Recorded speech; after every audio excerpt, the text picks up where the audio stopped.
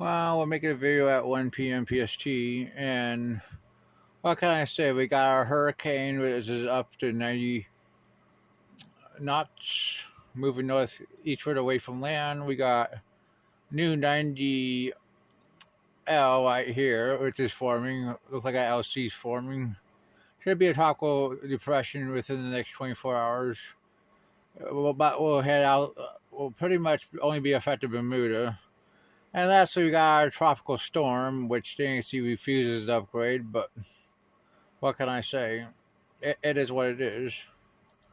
Erin has 90 knots. It's going to move away from land. Yeah. We can show you our systems. Here's Erin.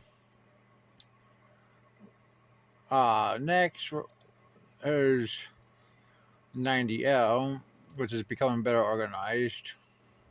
Trying to form an LSC, but it's going to stay far away from land. We can show you the data for it.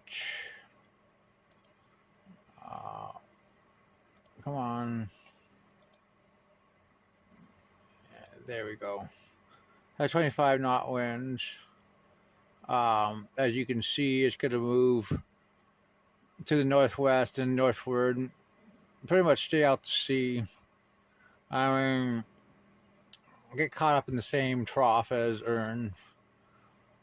But some of these models do make it a decently strong storm.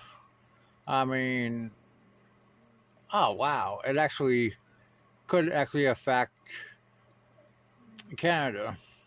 I mean, so it may not be a fish. That's interesting. I look at these intensity models. A lot of them, at about 60 hours, make it a hurricane. Even some of them make it a Cat 2. So there's some real potential with this system. Wow.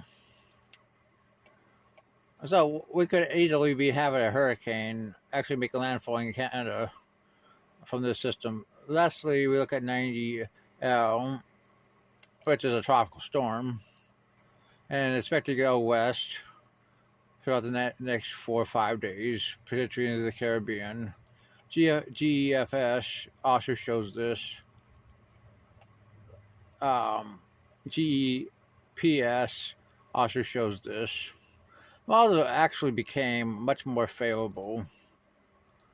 A lot of them show tropical storm in the next 2 to 3 days. So models are coming around.